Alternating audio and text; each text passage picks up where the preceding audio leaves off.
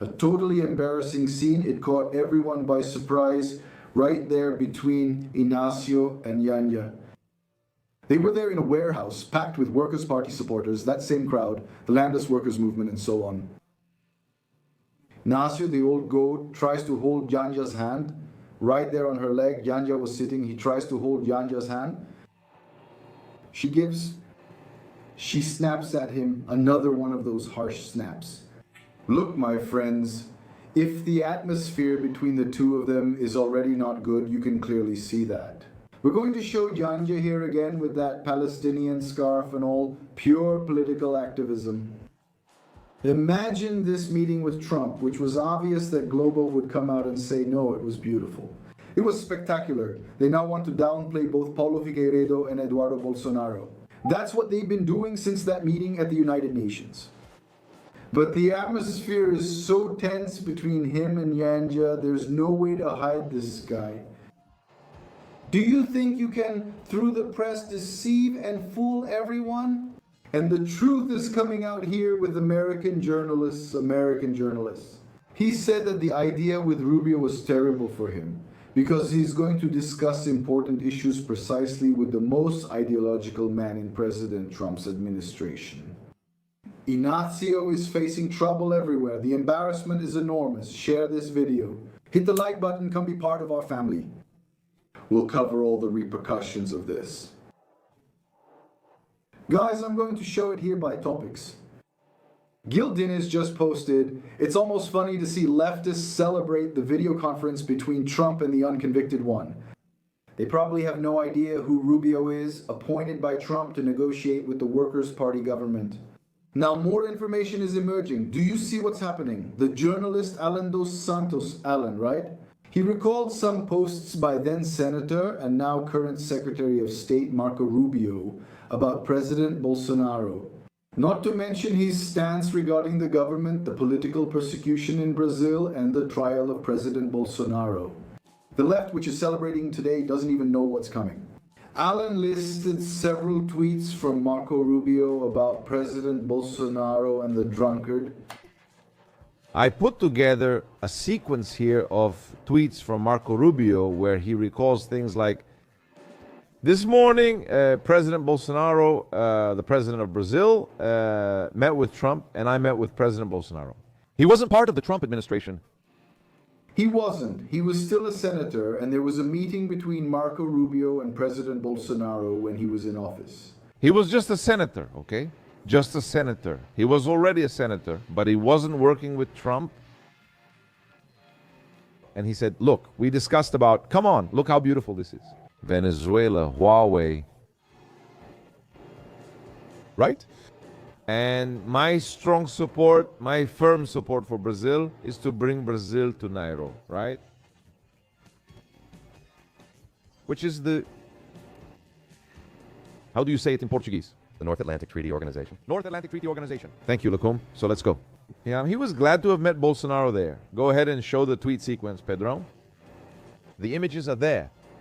All right, next tweet. In a few minutes, the President of the United States of America. That's what President of the United States means, okay, guys? President of the United States stands for President of the United States. So the President of the United States is going to have a press conference to meet with the new President of Brazil at the time, Jair Messias Bolsonaro. That meeting the two of them had. Now I'll show you Folha de São Paulo. Folha.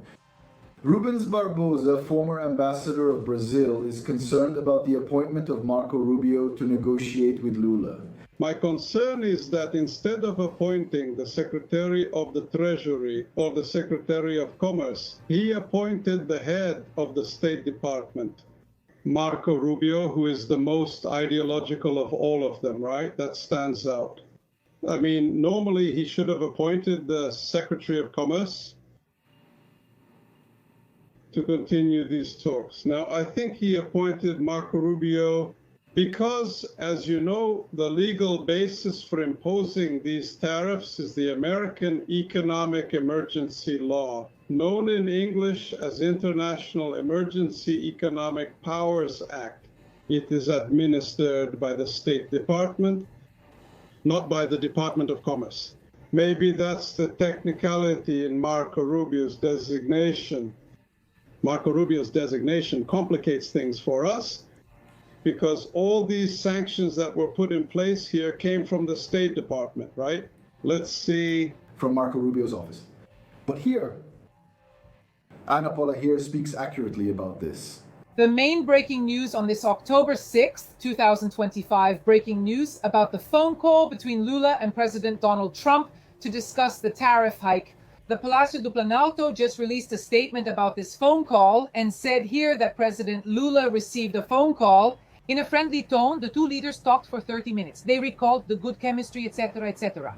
President Lula called the contact a chance to restore 2 centuries of friendly relations. I want to highlight the main point of this statement. President Trump appointed Secretary of State Marco Rubio to continue negotiations with Vice President Geraldo Alckmin, Chancellor Mauro Vieira, and Finance Minister Fernando Haddad. This point is crucial in this phone call and in this note because here's the thing. Since this phone call was about the tariff hike, just look at this. No one was appointed, for example, to continue these negotiations about tariffs in Brazil. The 50%, 40% additional tariffs, remember that Brazil was on that 10% list. The Brazilian representatives are not going to meet with the Treasury Secretary, Scott Bessent, or Howard Lutnick, who is the Secretary of Commerce. But Marco Rubio, son of Cuban refugees, Marco Rubio, who knows deeply about Lula's deep connections with all the totalitarian regimes in the world, including Cuba. See how Donald Trump once again was smart. He cordially held Lula's hand, brought him into the White House, and now said, "Go talk to my Rottweiler. Let's see how things go from now on." In fact, I believe that Geraldo Alckmin will be questioned by Marco Rubio because of this photo here. When the Vice President of Brazil answered Iran's call to have a Brazilian representative at the inauguration of the Iranian president.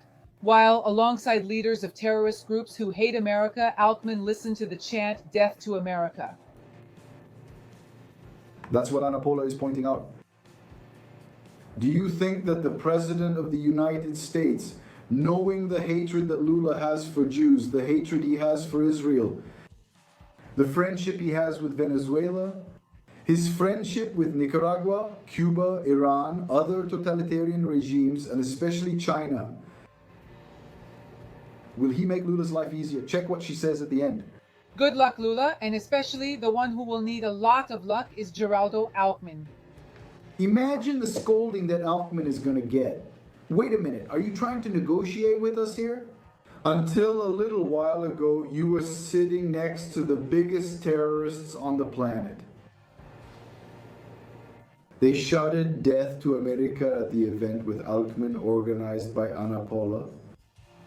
Imagine the situation, right? This needs to be pointed out. American journalist Brian Winter posted on his Twitter after the meeting about the call between Trump and Lula this morning. Brazilians think it went well. But appointing Marco Rubio as Trump's point man is the hardest path for Brazil. He has long been a skeptic regarding Lula and may insist on demands related to Venezuela, China, and much more. That's what I'm talking about here. The American press itself has been putting this situation. Trump must have caught the drunk guy by surprise, right? Because he was totally left with no way out. Trump says, "Well, go negotiate with my Secretary of State and then we'll talk at the White House. You're really cool. You're someone I want to keep in touch with and all, just so he can pull the prank." And then you get to the White House. What are you going to do? Leaders who are friends of Lula, like the one from South Africa, were embarrassed by his actions.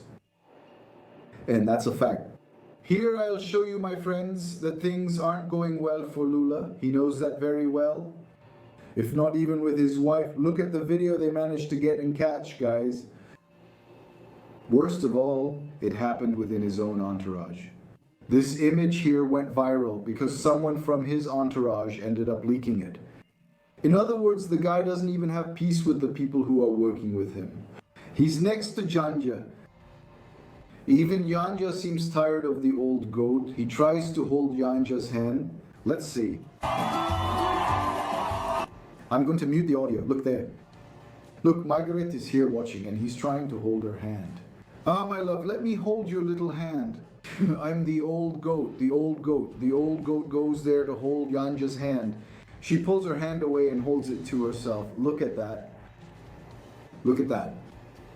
The old goat pulled his hand back, clearly disgusted by Lula. Things aren't looking good for you, Lula. Someone is sleeping in jeans, although I guess he must sleep his whole life in jeans, right? Man, oh my God. And the footage we're seeing was someone from his team filming, and that footage ended up leaking. Imagine that even Janja herself, right? It was bad for her too. She is disgusted by the old goat. It clearly gives that impression, right? She must have taken quite a hit in his advisory team, right? In Lula's team of advisors. Because, my friends, things are this way worldwide because of this nefarious guy. Trump has already promised to put him in jail, both him and his son. Are you seeing this here, huh? George Soros donated 800,000 reais for a movie that attacks evangelicals. An international network created by billionaire George Soros, the Open Society Foundation allocated $150,000, which is equivalent to 802,000 reais, to finance a documentary, Apocalypse in the Tropics, a film that demonizes evangelicals. The donation was used to support the final stage of the project, which isn't really a project at all, right? The philanthropist, the Hungarian-American philanthropist, has already funded studies by John Willis. Agendas that encourage the legalization of substances from the Viva Rio movement, several progressive projects in Brazil soaked with values and concepts from the left. The film, directed by Petra Costa. That woman, his father's a contractor and he pretends to be a filmmaker. He made that film about Dilma that got some attention at international festivals, because obviously the left is rooted in those places. The film focuses on the growth of the evangelical religion in Brazil, drawing a parallel with Bolsonaro's election. I'm unsure if they're being positive or praising, all because of Bolsonaro. People, they turned to the church, right? Because it was an issue that President Bolsonaro emphasized a lot. The need for people to pray, to say prayers, right, of Christianity for us as a country, right? The documentary conveys the clear message that it was even co-opted to politically manipulate the population. It's all manipulated, or it's Bolsonaro who's trying to manipulate. The guy is in jail. A terrible injustice, the greatest atrocities, and they still think they're right. It's the left being the left. The fact is, they can't even control Lula's wife anymore, who isn't doing very well as a member of the Workers' Party. That's it. It's clear and obvious. And we can see that, right? Because of the embarrassments she makes him go through. Especially on these international trips they take, which are kind of tourism just to spend our money. We notice it very well. Especially, when they go over to France. And then it becomes even more obvious, the friendships they have there. But the fact remains, let's wait, because for sure, my friends, any meeting with Lula, or if these people are with the American government now, they will try to praise it, saying they're in the best situation, but we'll see. So far, they haven't achieved absolutely anything. And Trump, as Ana Paula said, was very smart to put Marco Rubio, who is deeply knowledgeable about the whole dictatorship that was born and is happening here, because of the alliance and Lula's support with all these evil characters there who are getting close to Brazil, right? Cuba, Venezuela, and other little republics too, like Nicaragua. His friendship with Iran and terrorists, the guy defends Hamas. Marco Rubio is totally outraged with this group, the Palestinian Workers' Party. And that's a fact we've already seen, and I've already shown it here in several videos. Share this video on WhatsApp, Instagram, Facebook, and hit like. Join our family by subscribing to the channel. I'll return soon with more updates on the Paise Filhos channel.